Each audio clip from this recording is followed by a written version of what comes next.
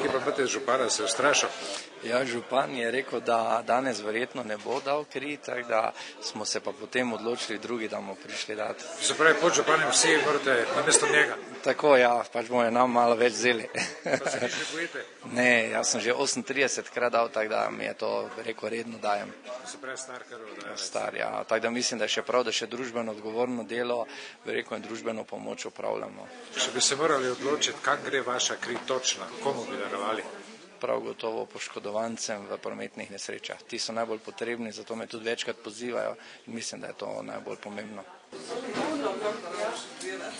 Kot predstavnik upravne enote ste tukaj, župana pa ni. Kaj pravite na to? Ja, nič, verjetno ima župan že svoje obveznosti ali mogoče celo zdravstvene razloge, da ga ni. Kot vem pa je župan velik pristaš teh krvodajalskih akcij. Pred leti je tudi on bil pobudnik, da smo se upravna enota in mestna občina skupaj udeleževali akcije. To je zdaj mišljeno bilo kot skupen projekt danes. Danes mislim, da smo se priključili, ne vem, katero društvo organizira, Sova, je skupen projekt mestne občine in upravne enote, kakor da smo se pridružili akciji Sove. Boste sami tudi darovali kri? Zato sem tukaj.